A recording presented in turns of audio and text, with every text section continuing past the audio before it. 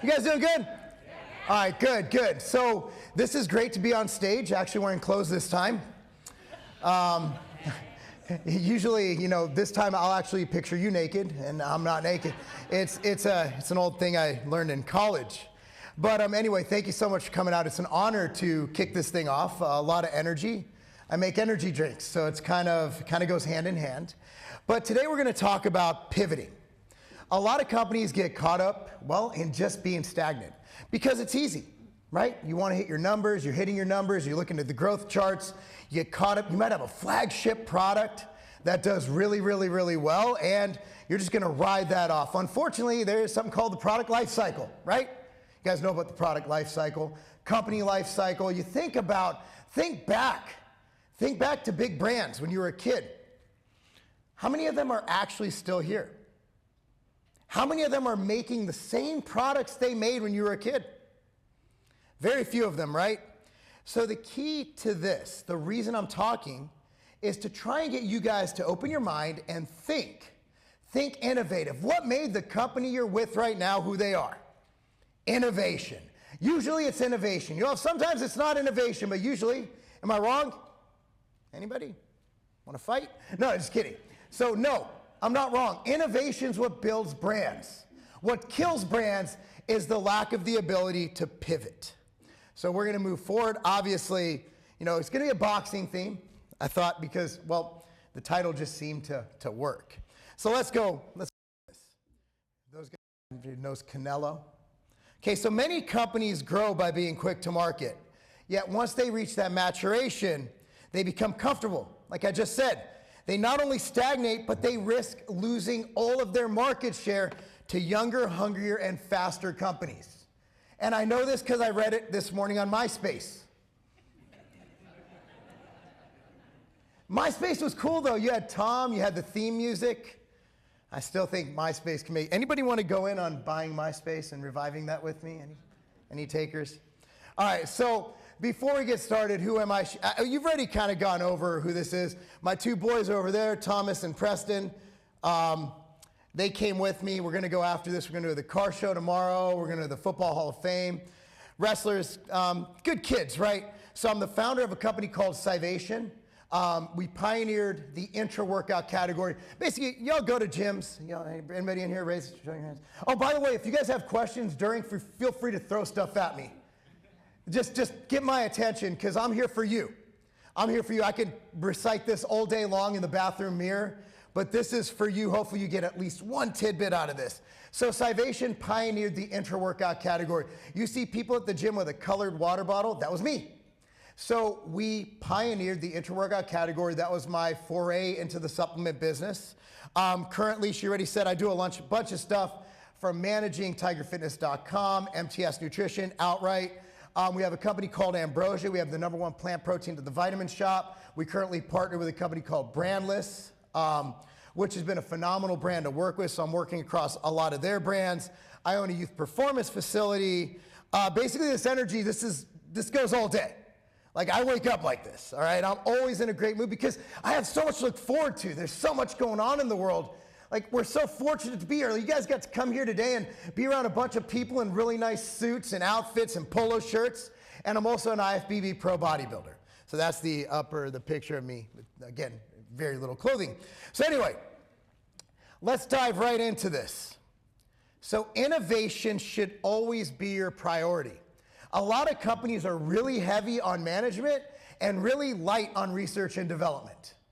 R&D should be everything. You always want to create. You always want to reinvent. So large companies, they have all these layers. All these layers. You have mid-managers, semi-mid managers, lower mid managers. You have so many layers that to make any decision, you have to go up and down this hierarchy.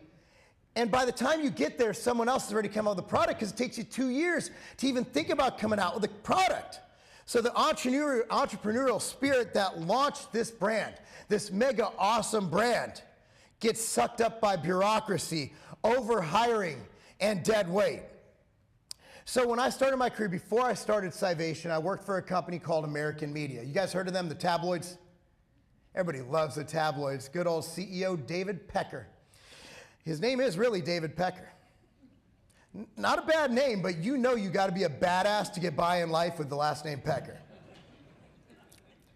So before American Media bought the company I worked for, which was Weeder Publications, they bought it. We had a ton of people, like the building was full. What happens when companies buy other companies? What do they, anybody want to guess? They fire everybody, man. So first they give you that speech, they come in like, you're all safe, man. We're not firing anybody. That was on Thursday. The Monday the next week, there was boxes and tears. And security. Like, it was crazy. And I'm in my early 20s. I didn't know what was going on. And for some reason, they didn't fire me. Probably because I didn't get paid enough to get fired. But anyway, they fired 80% of the people. The funniest part about that, what I learned was, the magazine still came out the next month. What the hell were all these people doing? Like, what were they doing? A lot of dead weight. So companies, as they grow, they tend to just hire. And just hire and hire and hire. And then there's so many layers, and everybody's just trying to keep their job, trying to get their, their mandatory raise or whatever it is. But very few people want to really risk anything and get going. So what causes, and this is my interpretation of what causes, you guys might disagree with me, what causes the inability to pivot? Well, no talent or scared middle managers. People keep getting promoted and they're there, but they really don't have the talent and they don't want to rock the boat. They don't want to risk that cool office, that cool little corner office. They got their pictures of their family. They don't want to risk losing that. So that's one thing. Then you got micromanaging managers, managers who hire people and they don't let them think. They don't let them grow. They don't let them flourish. They don't let them be themselves and create things. You generally want to hire people who are good at what they do, who are creative, who are talented, right? So another thing that caused the inability to pivot is, well, the owner or the thought leader steps down.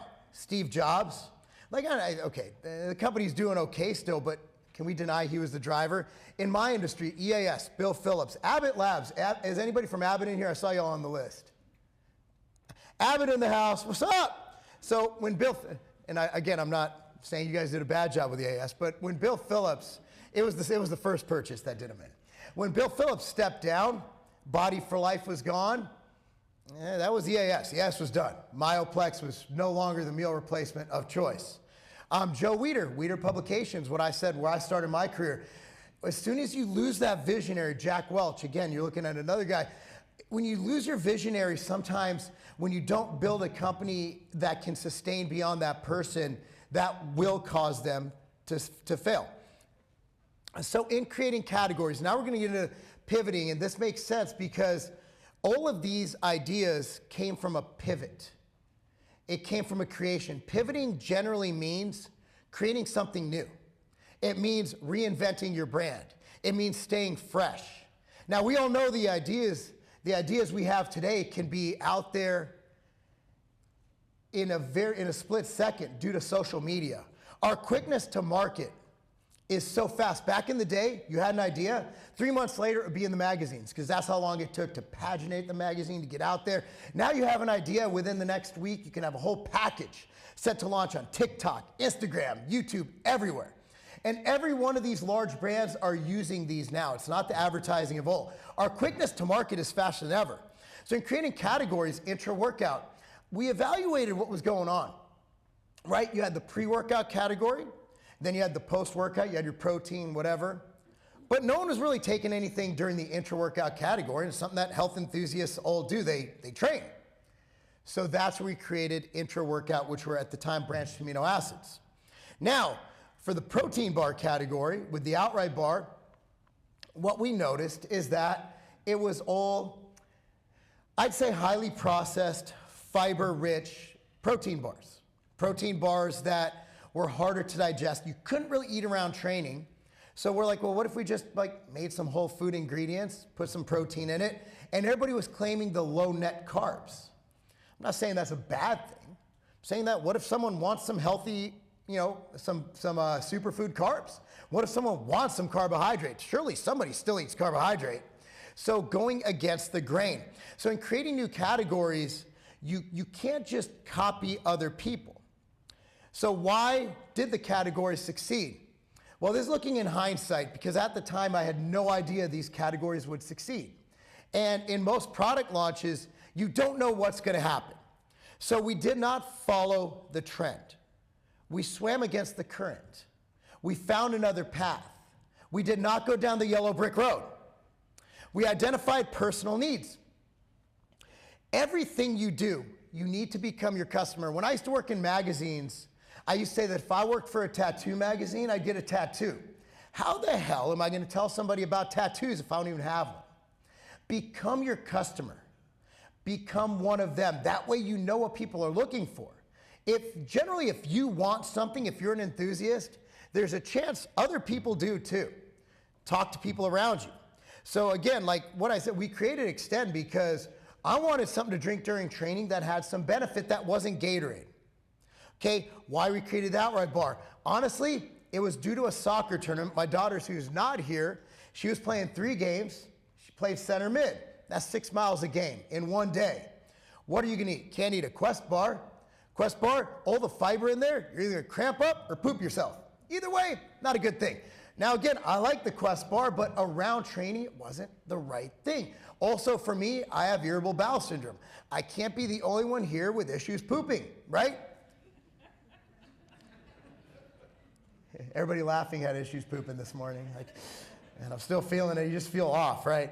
But so it was something, it was fulfilling a need, but these were personal needs. But generally speaking, if you have those needs, don't fight them. Be like, hey, I want to correct this problem. Because at the end of the day, when you're creating products, you're usually addressing a need or a problem that needs fixed or addressed. And that's what we did with those. So again, these are things that when you're looking at your company, at your product, always think, what else can we do? Another thing is you empower capable employees. Now, I hardly ever use the term employee. I don't like the word. I like the term colleague. But what we talked about earlier, we talked about middle managers who don't want their employees to look better than them. They want to take all the credit. No. You need to empower people to do their job. You need to let people flourish. Have meetings where people just talk about ideas. I think it was Jack Welch, and correct me if I'm wrong, who had a meeting, and I think it was like $15,000 if they actually used the idea. And that's where they had most of their ideas. You go to the trenches, those are the people in the trenches. Those are the people who know what's going on. You're sitting behind an oak desk in a polo shirt, you don't know what's going on.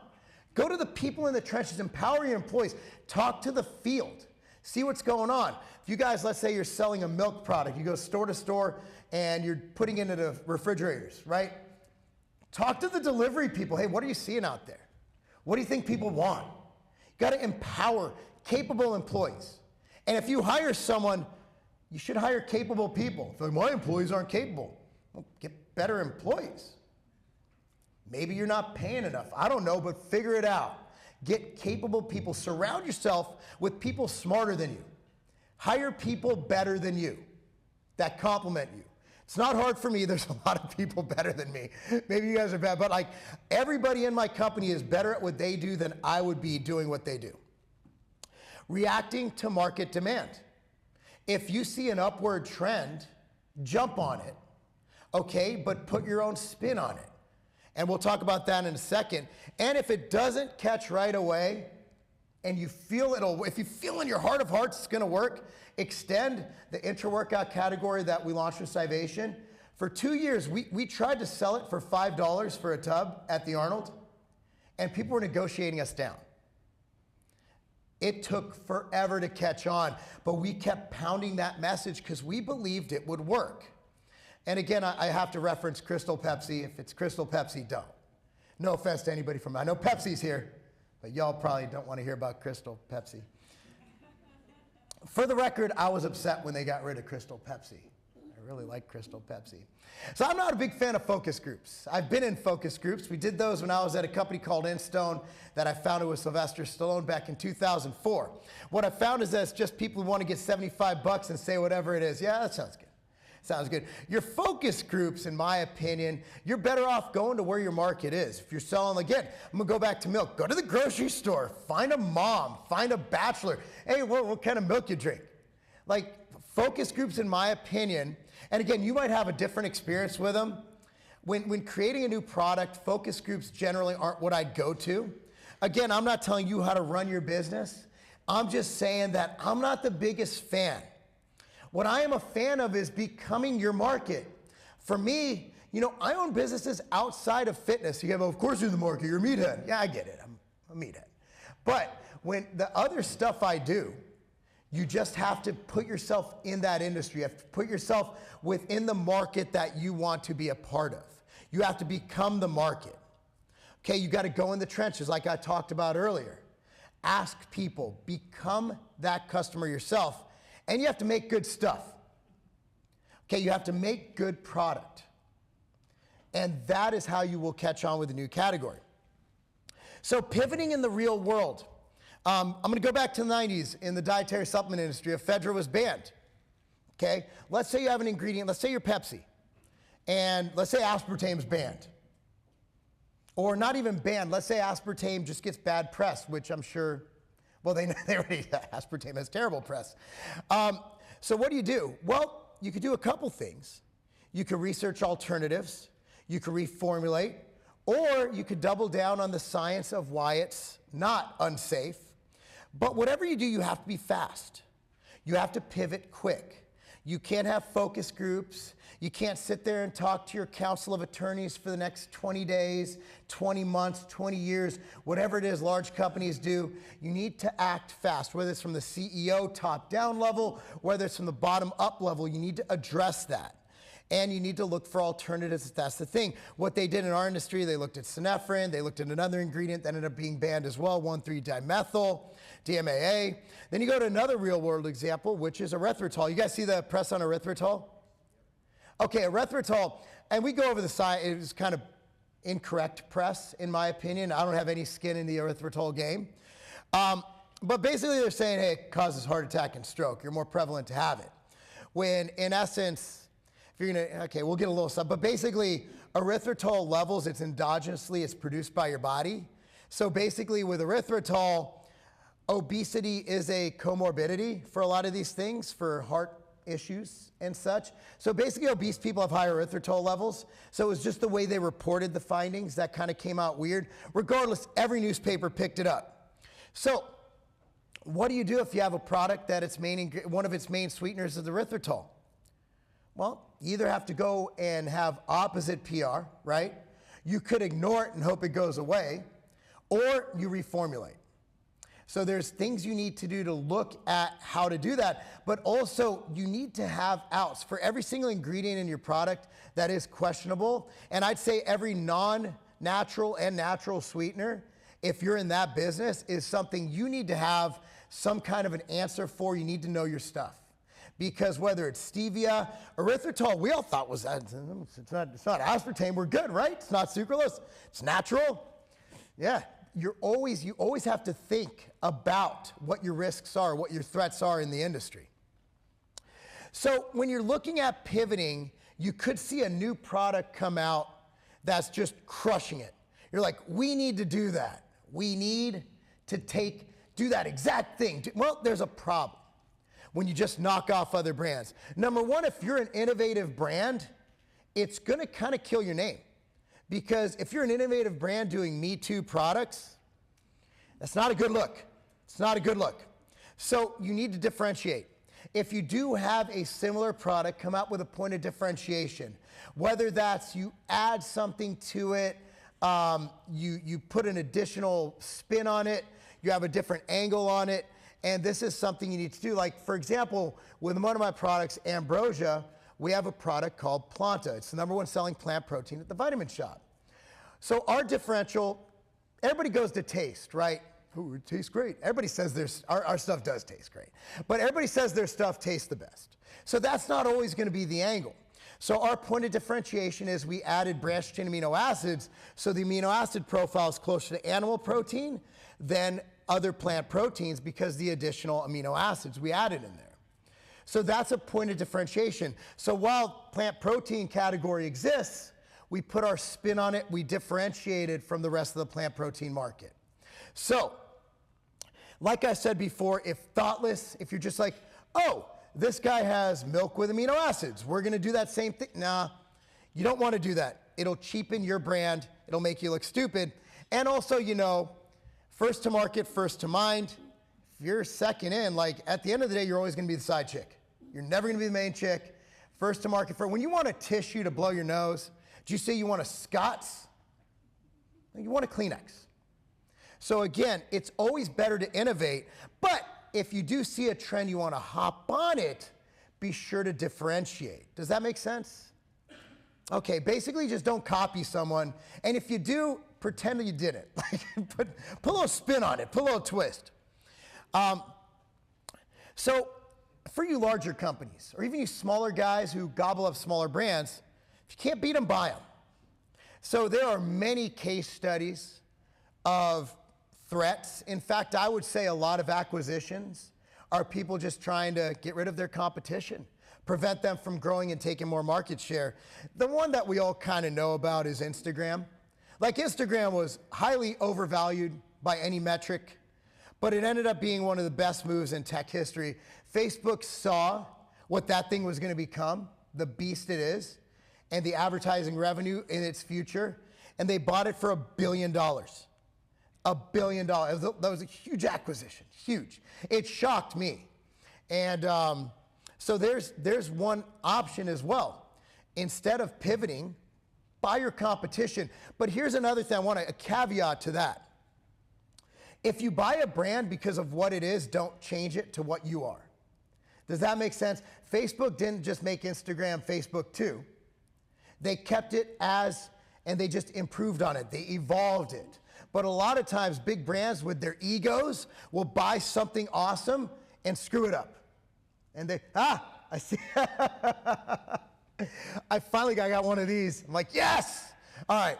So again, you're buying it because it's awesome. Don't screw it up because of your ego. Evolve. So Blockbuster Video. I love Blockbuster Video. I could have bought Netflix for $50 million in September of 2000, but the CEO was like, nah, that ish isn't going digital. Well, nobody's going to watch movies on the internet. That's crazy. Yeah, how's that working out for Blockbuster Video? Blockbuster could have been Netflix. They could have. For a mere $50 million, pocket change. Well, $50 million is a lot of money, but I'd imagine Blockbuster had it. That would have been the acquisition. But here's the caveat. If they would have changed it to Blockbuster and just quelched it, there would have been another person come up as Netflix. So again, you're buying Netflix for its technology, for its vision. Keep their mission. And generally, keep the owners around. The people who made that Netflix, the innovators, you know, don't just buy it to quash it. If you're going to buy it, let it flourish, because you're buying it to shut it up for a reason. And be willing to obsolete yourself. And I've done this so many times with new products. I'll just come out and boom, done. In my industry with this product, and those of you who did any kind of weightlifting or even read the magazines back in the 90s, remember Twin Lab had Ripped Fuel. And Ripped Fuel at one point, I believe, had 27 versions. Ripped Fuel for her, Ripped Fuel for him, Ripped Fuel Extreme, Ripped Fuel for cats. They had all kind of Ripped Fuel. I was joking about the cats. I didn't get one chuckle. But anyway, so basically, they were unwilling to let go of the past. Now, I'm not saying there's not always place for a version 2, but how's New Coke selling? Nah. Coca-Cola Classic, all right? New Coke, not the thing. So you got to be willing to obsolete yourself. You got to be willing to create and make better. If you can evolve and make a current product better, if you can pivot and make that current product unbeatable, technology is moving fast. So whether you're in dietary supplements, whether you're in the food space, maybe there's an ingredient that makes your costs lower, that makes palatability better, whatever it is, be willing to have a new and improved. But be willing to take out that old and unimproved. You don't need dead weight. It's just going to confuse the hell out of your consumers. So going back to pivoting, how do you pivot? Who makes pivoting possible? People. People. When you hire correctly, you don't have to micromanage, and your staff will treat the company like they own it. You want everybody to have a sense of pride, ownership, and this is something that the kids and the parents and the coaches that we work with at my youth performance facility, Legacy at Carbon, they're tired of me here. Culture is everything. Company culture, team culture, playing for a cause. This is Ohio, man. You got football teams who've won state for the past 400 years straight. You think that there's like towns of like 200 people and all of them play football, right? Why do you think that is? Do they just breed better football players? Is their coach running that much better of a wing T offense? No, they're playing for a larger cause. They're playing for history. They're playing for legacy. They're playing for their culture. So make sure that you breed that culture in your company. And that culture will cause them to work harder and look at these external threats and want to beat them. So weak managers hire weak employees. Generally, weak managers hire people who are not as good as them. If they're weak, can you imagine who they're going to hire? Don't hire stupid people, and don't be weak. I know that sounded harsh, and I probably shouldn't have said that, but nonetheless, just be willing to hire people smarter than you. Hire people better than you. They will make you look really good.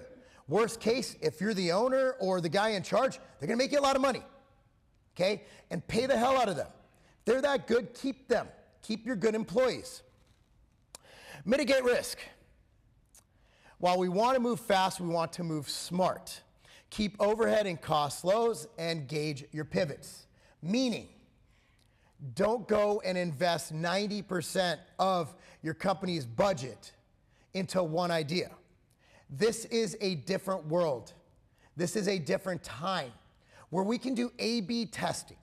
We can do organic posts. We can get by on the cheap with the assets we have in hand, with social media, with electronic advertising, with everything we have, with the ability to target people based on everything, including where they live, how much they make, and what their hobbies and interests are.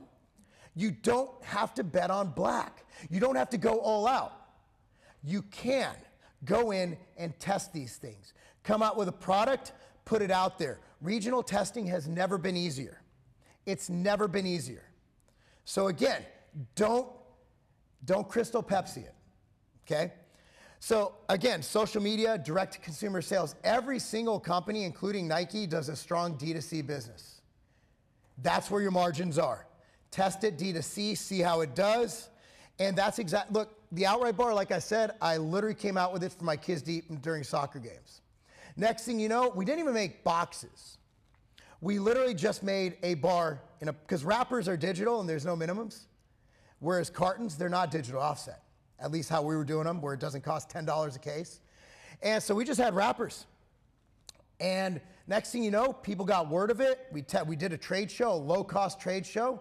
And next thing you know, stores were buying them and buying wicker baskets from Big Lots to put the bars in. And it was all social media generated. It was all generated by doing those tests. And it was a shock. I did not launch that with the intention of it hitting, but it did. But we did it smart, and we did the guerrilla marketing approach, where we built it and built it and built it. You could spend all the money advertising in the world. I think it was Al Rees and Jack Trout in their old book, 22 Mutable Laws of Marketing, who said that PR builds your brand, marketing defends it. PR's great, sampling's great, test marketing's great. So the way of the future.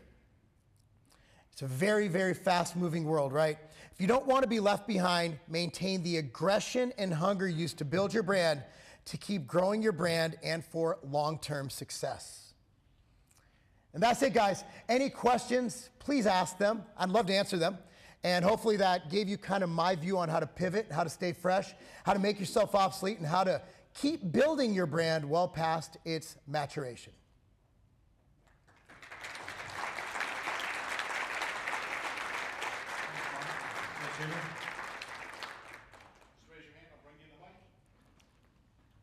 That was exactly 30 minutes, by the way. I nailed it. There's a timer.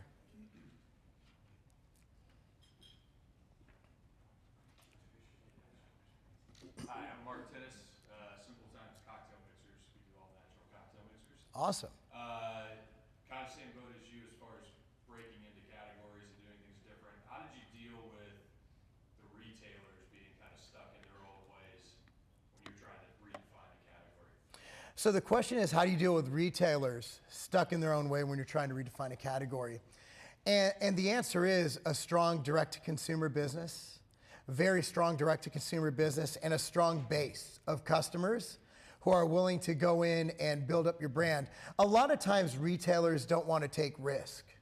And there's a very good reason for that. There's only so much shelf space. So you're looking at, to get onto that shelf, I'm guessing there's not an empty spot with a, it's not like a billboard on the highway where it's like, advertise here. No, every single one of those products on that shelf has a sales record, sales history. So for them to put you in that spot, they have to be willing to take a risk to kick off this that they know what their sales are going to be, or at least have a great idea for an unknown. So you have to be able to go to them with data or with some story that is so compelling that they're willing to take that sure bet. They're willing to take their 401k and throw it into Bitcoin, basically. Which, by the way, don't do that right now. Actually, Bitcoin's going up, but nonetheless, I truly believe that it comes down to relationship and messaging, and it's going to take time. B2B sales is harder than it's ever been because with all the new products coming out, because the ease to market. You go on Amazon, you get an Amazon-only brand, D2C brands. You have manufacturers doing lower minimums than ever who actually specialize in that, where you're going up against more competition than in the history of retail, from what I can, see myself. So the answer would be build up a strong direct-to-consumer business, and then when you go to that retailer, you have a set group of customers. You have a story, and then here's something that is a little bit beyond pivoting, but I'd love to say it. Activate your consumers. Activate your customers. I did this the other couple months ago with GNC, in that I'm like, hey, they were able to go into GNC, buy a box of Outright bars. They emailed us the receipt. We sent them out another box.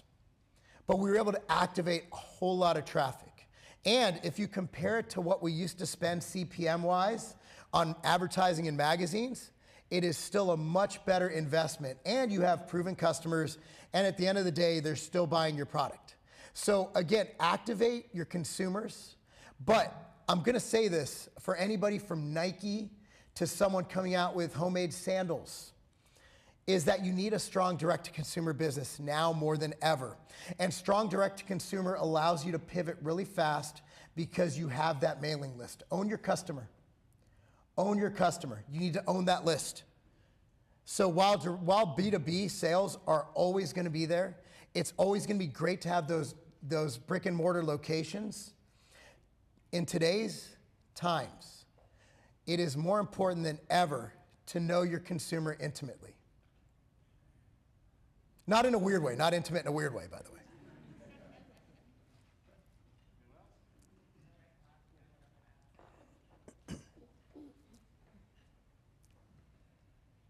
So I bet you're selling on e-commerce to Canada and other countries, and if not, the state has programs to help you. Oh. By plug, but are you selling internationally? So the question is, am I selling internationally? The answer is yes. I am selling internationally, and international for many industries has really evolved since 2020. Everything's different. And with the dollar, the fluctuations of national currency, whatever's going on in Europe right now, you do have a lot of hurdles internationally that we didn't have before. In the UK, there's still, for those of you who sell milk products, but I know, how many people in here sell dairy products? I thought I saw a few, but nobody. Great.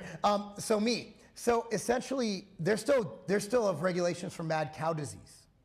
So the answer is absolutely, but you also have to realize that duties, tariffs, and those things. My advice or suggestion to folks who want to go international is absolutely do it. But realize that there's 350 million people in the United States of America. It's a very large market. It's a market that every other country wants to come into. So I recommend going international, but there are hurdles. that you have to overtake. But absolutely, absolutely, we sell internationally, absolutely, and it's usually prepay, which is great. I'll do just about anything for prepay at this point in my life. But that's another advantage to D2C, right? Like as soon as that credit card clears, you get paid. Yes. Thank you. Marc Lobliner from Ohio University Nutrition and interim chair of food science and technology. Wow. I know. You make me seem so small up here. I'm so lucky. I'm so lucky. That is amazing. I have a glorious minute. I'm honored to have you ask a question. I really am. I'm seriously like hype. Like that is quite an. I love your example of erythritol. So in nutrition, we see this all the time, where the science leads to a headline that's kind of different. Yes. Right? And we know that the public don't understand a lot of what goes into innovation, technology, discovery, research. So how would you handle, if you had a product with erythritol, how would you handle helping your consumers that you own inform them? And I see one of your websites has a lot of great stories about different science behind Yeah. your products. But how do you really put out that fire, knowing that the public don't understand that a real, true cause effect would take gazillions of dollars, and it does take gazillions of dollars for clinical trials? Yes. So the question is, how would I handle the erythritol situation specifically? And I'm glad you asked that because I've actually given this much thought. And I'm glad the erythritol thing happened. Number one, because it wasn't affecting me. Number two is, it forced us to do an exercise across my brands, from Ambrosia to Brandless to everybody involved. Like, what if this happens to one of our ingredients? And I think in this specific situation, depending on the sales, I wouldn't reformulate because, as you know, people forget really quick. Aspartame, it's in every product, and if you Google aspartame, it's not good. It's not good. I've done it. So what I would do in this situation is I'd actually go on a PR campaign myself, and I would just nip it right in the bud. I'd address it. I'd get on every single talk show, podcast, whatever it is I get on. I'd blast my social media. I'd even run, I wouldn't go so far as to actually pay for ads. I'd do it as organic as possible.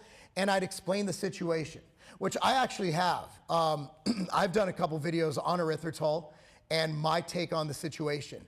But exactly what you said, that they didn't, the study it's incomplete. But what we do know about erythritol, there are tons of safety data, and I would focus on that. So in this particular situation, I wouldn't be like, oh no, we got to get this out of the product. I do think it's a flash in the pan, and I have seen in the mainstream media that they have had some articles that are actually saying, no, it's okay. So this has actually been covered after the initial stories, pretty fair and balanced, I'd like to say. So for me personally, I would go on a PR campaign, not promoting erythritol, like erythritol is going to save your life, but basically just explaining what's going on. So, that would be, in this current situation, what I would do. Now, if it's a dietary supplement ingredient like ephedra, like we referenced earlier, that one's tough because a lot of brands were selling tens of millions of dollars in it. So that's the point where, I'm depending on the situation, I might do the same thing where I'd be like, hey, but then you have to worry about another thing, and this is something that goes without saying for anybody running a brand. I'm not worried about the government. I'm worried about class action lawsuits. So this headline is literally going to have people claiming that their heart attack was caused by erythritol. You're going to have one person in, of course, the great state of California. Everybody here has been sued by the great state of California. And they're going to be like, oh, well, this caused my myocarditis, my arrhythmia, whatever it is. And next thing you know, you're either going to spend $100K on lawyer fees to have it dismissed, or you're going to settle for some ungodly amount. So there's a lot of hurdles in business that you have to consider. So while on the science side, we're like, oh, well, erythritol is fine, this is actually ammo for class action attorneys. So there's a lot of things at play here. And I'm sure you deal with that. You probably looked into that at your great university, by the way, huge fan. Yeah, I think that there's a lot of things to consider. But on the erythritol one, even if it was a small seller for me, I would actually go in and use this as an opportunity to educate. I think it's our duty as pioneers in our industries to educate people on truth. Beyond sales, I think we should. By the way, thank you.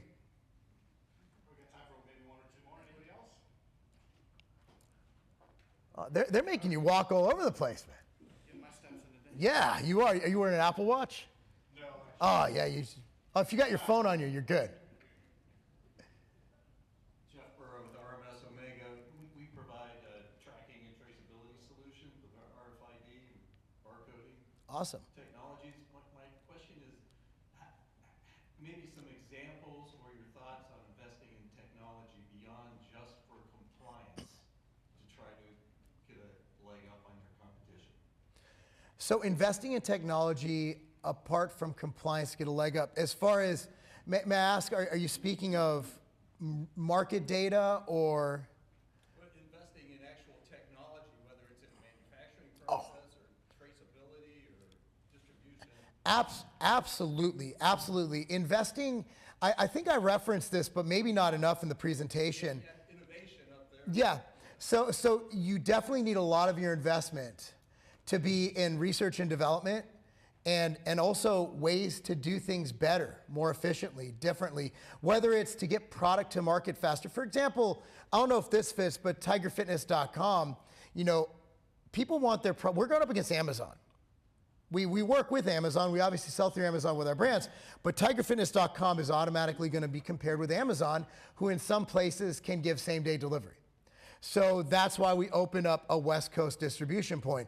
Different shipping partners who get things internationally faster, cheaper.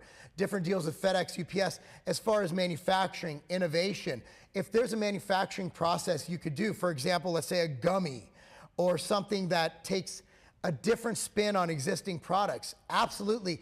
Research and development is what's going to lead to innovation. It's what's going to lead to being able to pivot. Like I referenced, being able to make yourself obsolete. You're not going to do that unless you keep learning and keep evolving and keep following, the science and the innovations that are coming to market. So as you're doing that, as new ingredients come out, new processes come out, maybe there's a new way to flash pasteurize. Maybe there's a new way to be able to deliver something. Maybe there's a new packaging opportunity. If you notice, you go to Costco, everything's square. It's so they can fit more in boxes. It's more efficient. So you look at those efficiencies, that's everything. And even beyond pivoting, you can't pivot if you have no money. So those simple things like having better packaging, having more efficiencies, making an extra penny per product, those all add up, which allow you to be able to pivot. You can't pivot if you don't have money. And thankfully, with all of my money being invested in Silicon Valley Bank, yeah, it's safe. I know I'm safe. I diversified. I put the rest into Bitcoin. But does that kind of answer it? I was kind of taken aback about how to specifically answer that, but absolutely. Yeah, it does. I guess, we see a lot of companies trying to innovate with technology just to meet compliance. Yes. As opposed to trying to use it to really leverage the technology, Now, data and information. Yeah. Just like you use PR and social media. now I get it. So yeah, you don't want to just do the bare minimum. Like if you're going to invest, go above and beyond. I think that's the thing. Go above and beyond, and that'll put you above it's a competitive marketplace. And if you have no competition, you will. The more successful you are, the more competition you'll bring. And that's a good thing. That's a good thing. It'll build the entire market. However, instead of just aiming for, like he said, compliance, you should aim for innovation.